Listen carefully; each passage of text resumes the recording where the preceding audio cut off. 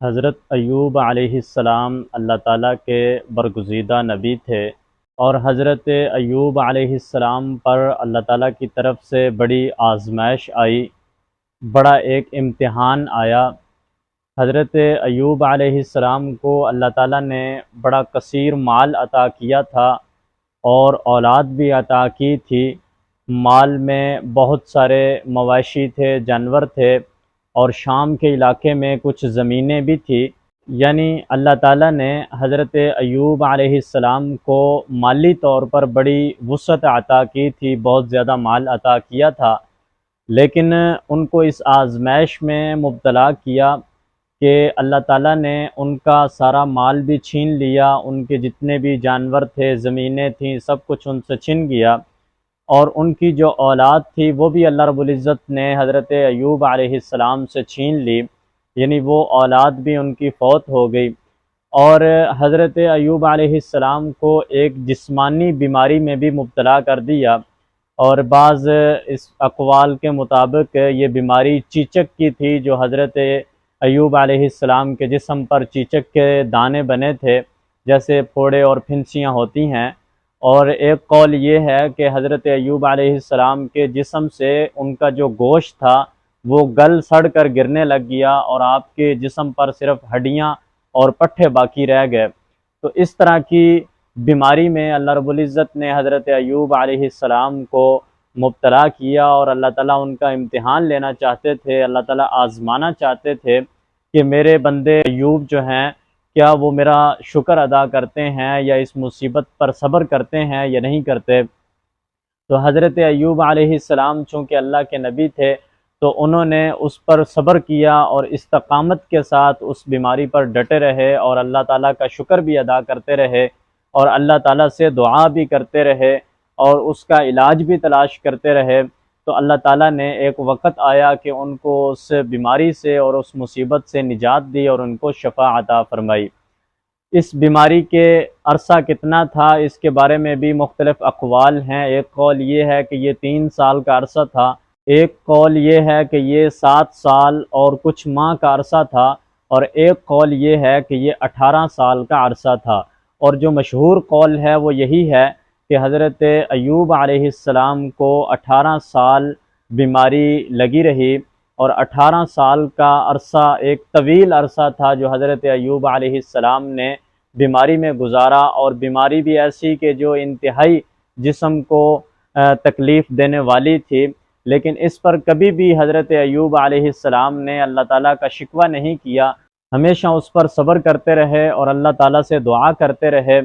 اس بیماری کی وجہ سے آپ کے جو دوست احباب تھے، جو رشتہ دار تھے، وہ بھی آپ کو چھوڑ کر چلے گئے، اور آپ کو شہر سے بھی نکلنا پڑا، اور وہاں کسی جنگل میں جا کر بیابانی میں علیحدہ جا کر مقیم ہونا پڑا، وہاں رہنے لگے۔ اور اس پورے عرصے میں جتنا عرصہ وہ بیماری میں مبتلا رہے، آپ کی ایک بیوی تھی جو آپ کی بڑی فرما بردار تھی، اطاعت کرنے والی تھی، آپ سے محبت کرنے والی تھی، جس نے آپ کے ساتھ فراوانی کے وقت آپ کے ساتھ وقت گزارا تھا، جب کہ آپ کے پاس وسعت تھی، آپ کے پاس مال تھا،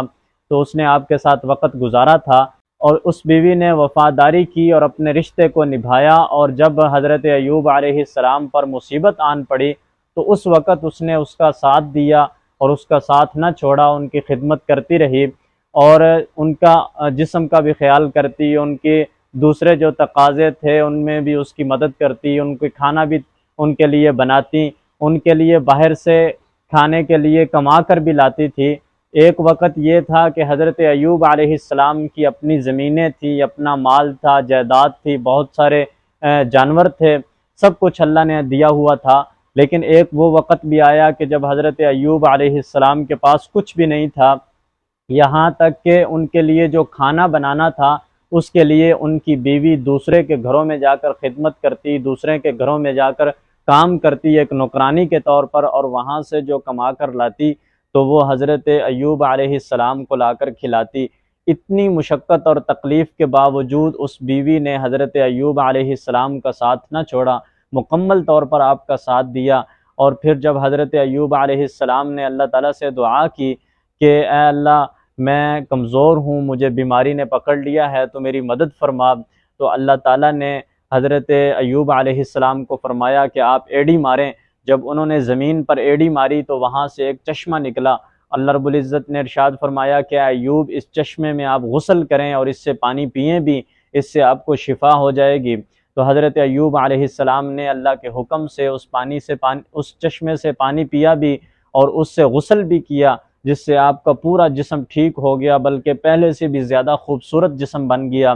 جب آپ وہاں بیٹھے تھے صحیح صحت مند ہو کر، شفا یاب ہو کر، اور آپ کی بیوی واپس آئی اور انہوں نے دیکھا تو آ کر کہنے لگی کہ یہاں میرے شوہر تھے ایوب، وہ کہاں ہیں؟ تو انہوں نے بتایا کہ وہ میں ہی ہوں، اللہ تعالیٰ نے مجھے صحت عطا کی ہے، مجھے شفا دی ہے۔ تو کہنے لگی کہ میرے ساتھ مذاق نہ کریں، مجھے بتائیں کہ میرے شوہر ایوب کہاں ہیں جو یہاں بیمار تھے، بیٹھے تھے۔ تو انہوں نے بتایا کہ وہ میں ہی ہوں، میرا یقین کرو کہ اللہ رب العزت نے مجھے اپنی طرف سے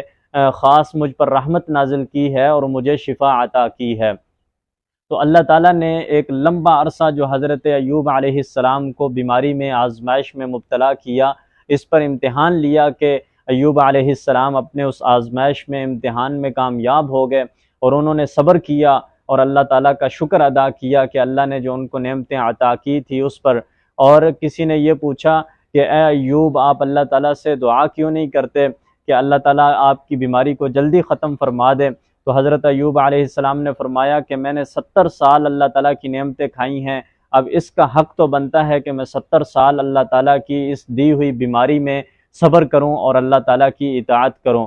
تو حضرت ایوب علیہ السلام نے انتہائی صبر کا مظاہرہ کیا، جس کا قرآن پاک میں اللہ تعالیٰ نے تعریف بھی کی کہ ہم نے ان کو صبر کرنے والا پایا اور ہمارے وہ نیک بندوں میں شامل ہیں۔ تو اللہ تعالیٰ نے حضرت ایوب علیہ السلام پر پھر رحمتیں نازل کی، برکتیں نازل کی، اور جو ان کا جتنا پہلے مال تھا اللہ رب العزت نے وہ تمام ان کو لوٹا دیا، ان کی اولاد بھی ان کو لوٹا دی، اور اس سے بھی کہیں زیادہ اللہ رب العزت نے ان کو مال عطا کیا۔